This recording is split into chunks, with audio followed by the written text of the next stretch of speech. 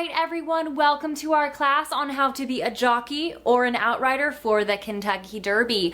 All right, there are a couple things that you're gonna need to be: strong and also light. However, when I say light, I do not mean light-handed. No, rather heavy-handed is actually preferred in this industry. Go ahead and write that down. Let's go over the job requirements and get you all up to speed. We need riders who can multitask. You will need to be able to simultaneously whip the crap out of the 2-year-old thoroughbred while yanking on its mouth. I know this sounds counterproductive, but it's exactly what we are looking for, and it does require a lot of skill and strength. And you can't be afraid of needles. When you are not riding, we will need help administering both legal and illegal performance-enhancing drugs as well as painkillers to the horses on a daily basis. Now, while we're on the topic of pain, if anyone asks, the whips don't hurt, okay? They are made of foam, and even though you whip the horse viciously, they do go faster. That is not because they are in pain, no. That is because they love to run. These are thoroughbreds we're talking about. I mean, don't we see them in the wild, running around in circles, racing each other, going the exact same direction every single loop? Yes, that is because they love to run, all right? They would be doing this even if we weren't involved. Okay, we do have this saying that I want you guys to write down. It is, they're made of foam, PETA go home. I want you to use and abuse that phrase just like you use and abuse everything else in this industry, all right? Shame them until they shut up, all right?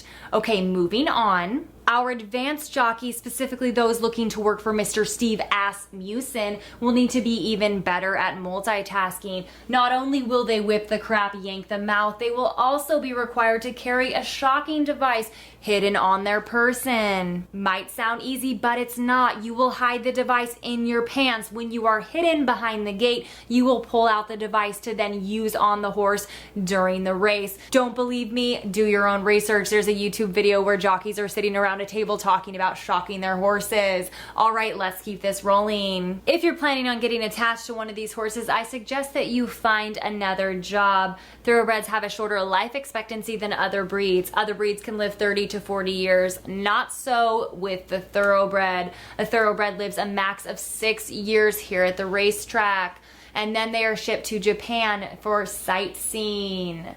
No, something else that starts with an S though. I'll give you a hint, it ends with laughter. Yes, slaughter. Okay, tough crowd. No, that wasn't a joke, but I was saying it in a funny way. All I'm saying is don't get attached. We go through thoroughbreds like Amber Heard goes through fake tears. Okay, still nobody. We're just going down to business. All right, let's get to some statistics. The United States thoroughbred racing industry breeds just over 20,000 horses every year. Out of that, only 60% ever see a race. What happens to the other 8,000? Don't ask me where they go. I said don't ask me where they go. Is anyone gonna ask? They go to slaughter. Okay, which is our answer for almost anything. But this is the sport of kings, and we are classy, all right? So speaking of slaughter, you cannot be afraid of blood. There is a ton of blood here at the racetrack. It is not uncommon for a horse to fall down during a race, break some bones, and have to be put down on the spot. 25 deaths occur at the racetrack every single week, and even more behind the scenes. But thankfully, here in Kentucky, we do not have to report those. So there is zero accountability. Okay, which brings me to our motto. If it happened behind the scenes, it never happened. What do we do with the winners? Just tell everybody that they spend retirement on golden pastures. But come on, we all know that they're shipped to Japan to be made into dog food. Both winners and losers alike end up seeing the same fate. It's the only way we can keep it fair in the thoroughbred racing industry. Now more than ever, we need the public to believe that these horses are treated like royalty all the time, which of course we know is not true. However, in order to keep this facade going, we are not allowing any videography or photography inside the facilities. The last thing we need is another video expose on all the abuse that goes on behind the scenes. If anyone asks what it's like inside the facility, tell them it's like a family-run farm.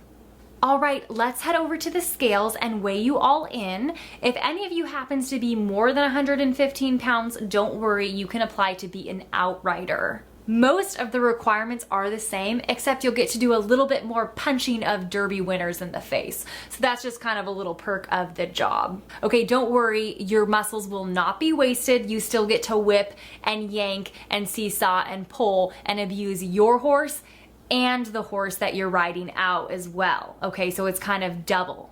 So it's great. Blasey is one of our best outriders, so I had him put together a little tutorial on how to get rid of your rage on the racetrack. So let's go ahead and watch that together.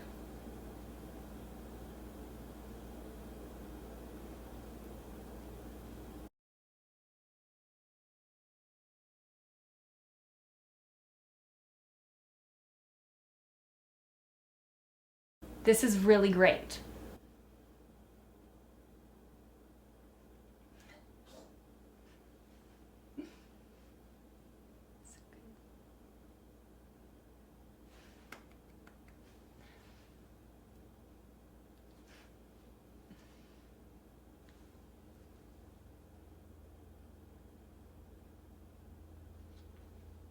All right. Wasn't that some perfect technique? I mean, I'm feeling very inspired. It just makes me want to go beat the crap out of a horse, you know? Okay, so let's get done with this meeting so we can all go do that. Now, I don't want you to think that we expect you to be as good as he is at doing this.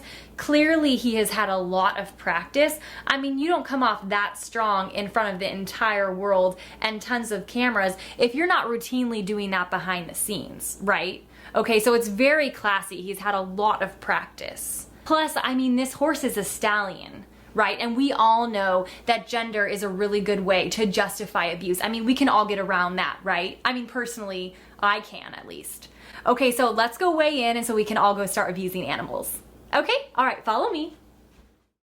I hope it goes without saying that this video is a satire. I just wanted to take a second to say that the acts that have been committed against the thoroughbreds in the racing industry are completely despicable. If you say that you love horses and you support the racing industry, I hope that you just haven't done your research and that you don't really know what's going on. So I would suggest that you do your research and you learn and you read some books and some articles and watch some YouTube videos on what goes on behind the scenes, because it is really bad. And then talk to some off-the-track thoroughbred owners and talk to them about the trauma that they had to overcome with their horses, and some horses that never fully recover. Then look up slaughter statistics and realize that the racing industry, it's just entertainment, and it's harming a lot of stinking horses that just go to slaughter so that we can watch them on TV. It doesn't make any sense for us to be breeding horses so that we can make them race around and around and around in a circle. That makes no sense. I love thoroughbreds. I hate the racing industry. And if you still look at all the facts